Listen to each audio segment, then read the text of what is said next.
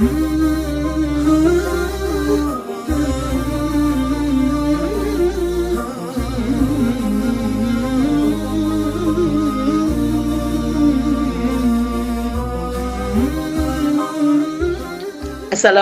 warahmatullahi wabarakatuh. A'udzubillahi minasyaitonirrajim. Bismillahirrahmanirrahim. Alhamdulillahilladzi arsala rasulahu bil huda wa dinil haqqi liyudhhirahu 'alad dini kulli wa kafaa billahi syahida. Asyhadu an la ilaha illallah wahdahu la syarikalah wa asyhadu anna Muhammadan abduhu wa rasuluhu la nabiyya ba'dah. Qala Allah Ta'ala fil Qur'anil Azim, Qul in kuntum tuhibbunallaha fattabi'uni yuhibbukumullahu wa yaghfir lakum dzunubakum wallahu ghafurur rahim. Katakanlah Muhammad, jika kamu benar-benar mencintai Allah, ikutilah aku. Niscaya Allah mengasihi dan mengampuni dosa-dosamu. Allah Maha Pengampun lagi Maha Penyayang. Pada Quran Surah Ali Imran ayat 31, pesan Allah kepada Rasulullah untuk disampaikan kepada kita umat Islam, jika kita mengatakan cinta kepada Allah, maka buktikan dengan cara mengikuti Rasulullah Sallallahu Alaihi Wasallam dalam urusan yang terkait dengan pelaksanaan kita beragama Islam ini. Mengapa demikian? Karena pada Quran Surah An-Nisa ayat 64, wa ma arsalna mir rasulin illa liyuta'a biidznillah, dan kami tidak mengutus seorang rasul melainkan untuk ditaati dengan seizin Allah. Maka ketaatan kepada Rasulullah sallallahu alaihi wasallam bersifat mutlak, karena taat kepada beliau merupakan bagian dari taat kepada Allah Subhanahu wa Ta'ala, sebagaimana firman Allah pada surah An-Nisa ayat 80, mayyuti'ir rasula faqad ata Allah wa man tawalla fama arsalnaka alaihim hafidha. Barang siapa yang mentaati Rasul itu, sungguh ia telah mentaati Allah.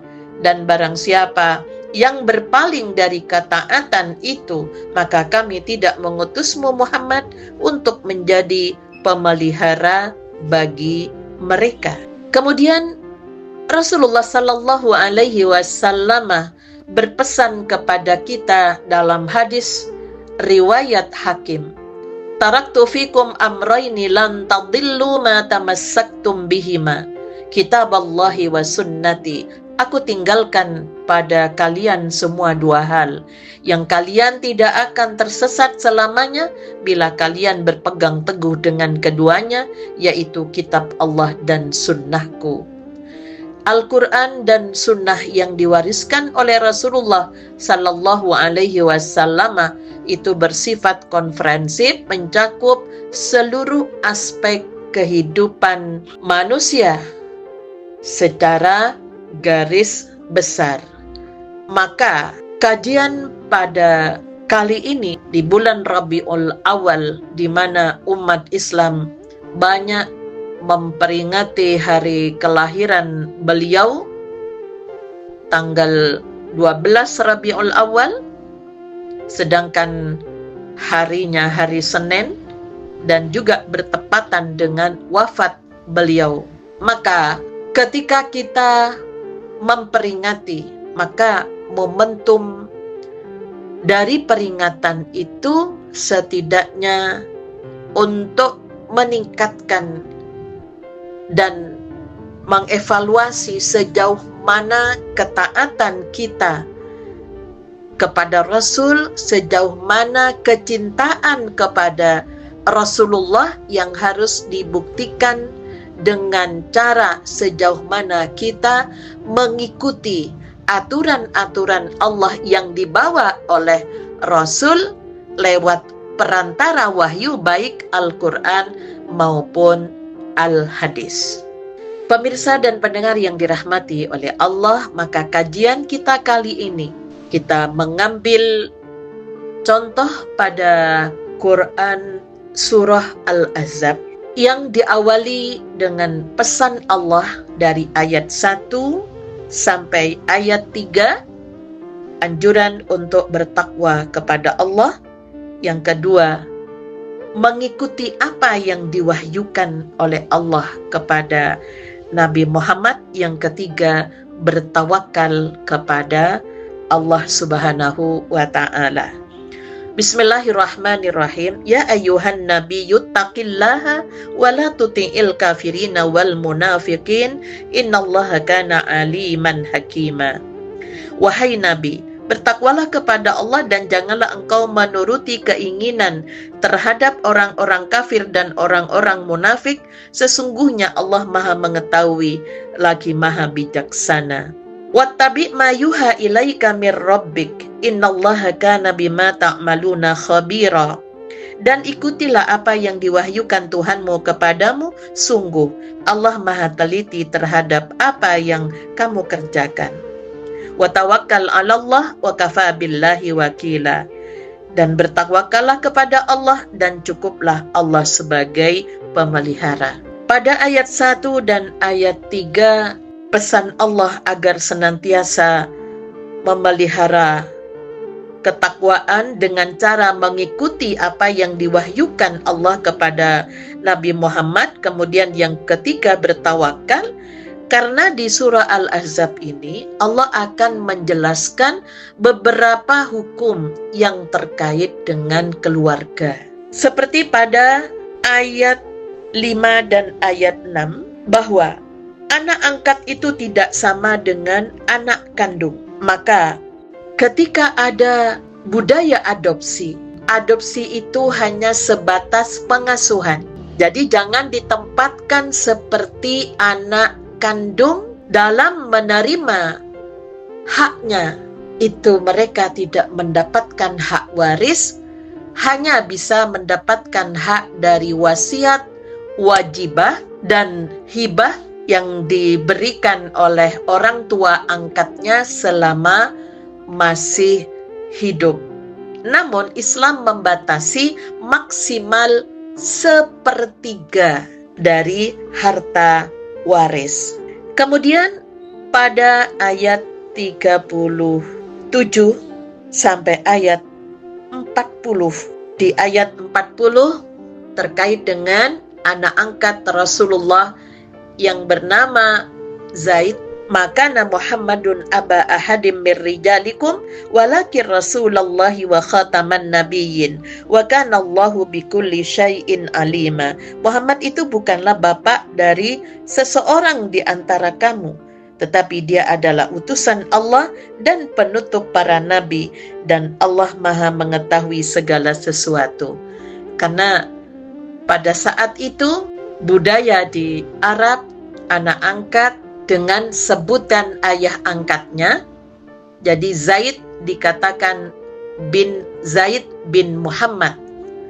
Maka Allah mengingatkan sehingga Allah memberikan contoh, karena anak angkat tidak sama dengan anak kandung. Sehingga Rasulullah atas izin Allah diperintahkan untuk menikahi Zainab, mantan istri dari anak angkatnya Zaid. Padahal jika Zaid itu anak kandung, maka di dalam Islam tidak boleh orang tua menikahi mantan istri anaknya, dan begitu pula seorang anak tidak boleh menikahi mantan istri ayahnya. Nah, disitulah agar supaya ada kejelasan di dalam Islam, jangan tempatkan anak angkat itu sama dengan anak kandung. Maka di ayat 21 Allah memberikan kepada kita agar Rasulullah kita jadikan teladan dalam kehidupan. Laqad kana lakum fi Rasulillahi uswatun hasanatul liman kana yarjullaha wal yaumal akhir wa dzakarallaha katsira. Sungguh telah ada pada diri Rasulullah itu suri teladan yang baik bagimu, yaitu bagi orang yang mengharap rahmat Allah dan kedatangan hari kiamat dan yang banyak mengingat Allah. Kemudian yang kedua, terkait dengan bagaimana Rasulullah diingatkan oleh Allah yang berkaitan dengan urusan Rasulullah dengan istri-istrinya.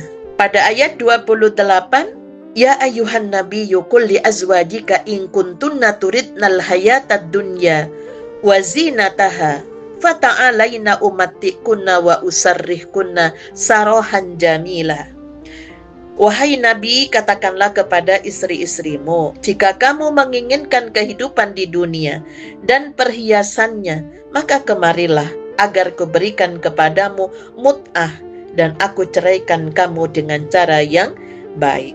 Jadi ayat ini yang perlu kita ikuti sebagai istri pemimpin umat Islam, sebagai muslimah, ketika suaminya sebagai pemimpin yang harus bertanggung jawab kepada umat dan rakyatnya, maka tidak pantas meminta tambahan dana di luar kemampuan suaminya karena ingin menuruti keinginannya. Itu sebagai pelajaran yang dapat kita ambil, dan para suami memiliki ketegasan sikap dan memberikan arahan kepada para istrinya bahwa seorang pemimpin umat, pemimpin bangsa yang menjadi tanggung jawabnya bukan hanya keluarganya, tapi umat atau rakyatnya yang masih banyak membutuhkan. Maka ini sebagai peringatan kepada Nabi yang harus kita ikuti.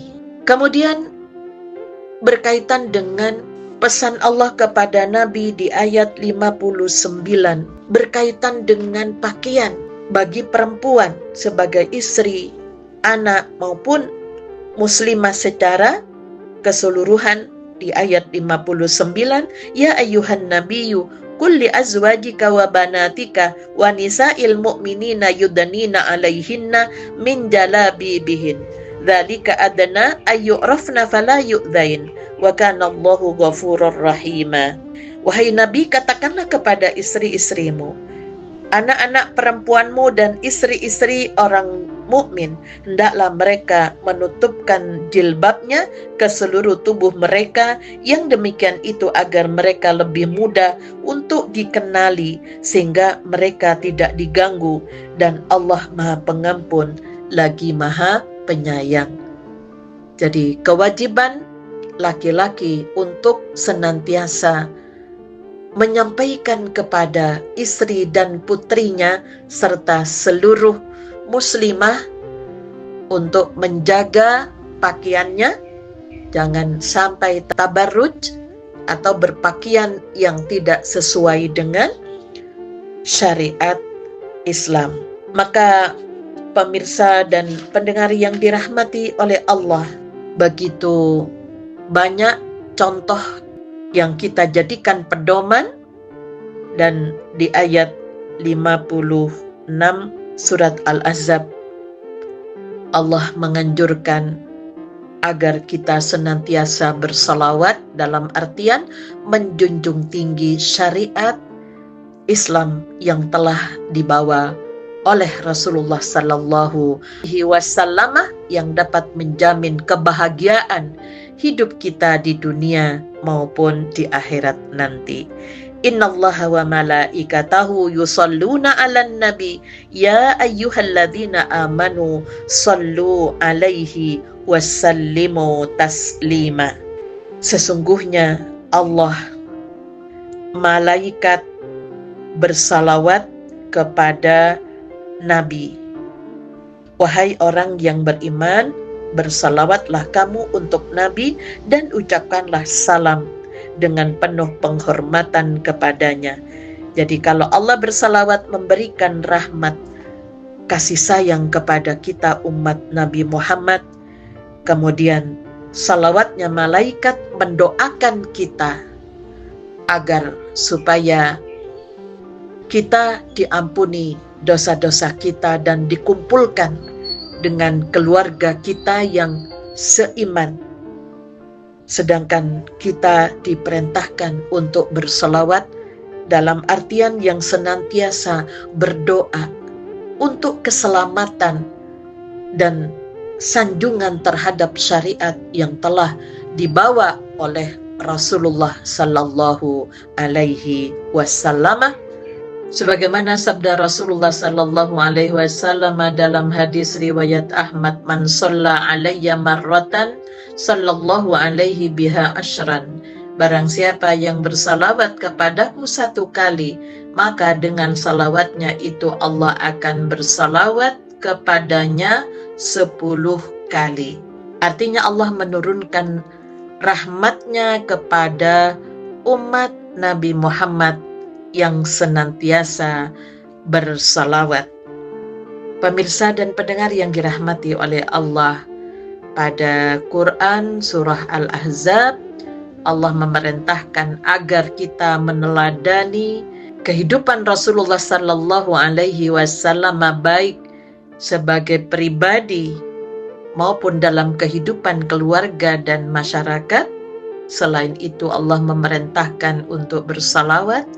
Maka pada penutup Quran surat Al-Ahzab, Allah memberikan amanah itu semua kepada manusia. Jadi manusia yang diberi oleh Allah kepercayaan, dan Allah menyiksa laki-laki maupun perempuan yang munafik dan menyekutukan aturan-aturan Allah dengan yang lainnya. Namun di sisi lain Allah menerima taubatnya bagi orang yang beriman, baik laki-laki maupun perempuan, karena Allah memiliki sifat Maha Pengampun lagi Maha Penyayang. Nasrun minallah wa fathun qarib wa basyiril mu'minin walhamdulillahi rabbil alamin. Assalamualaikum warahmatullahi wabarakatuh.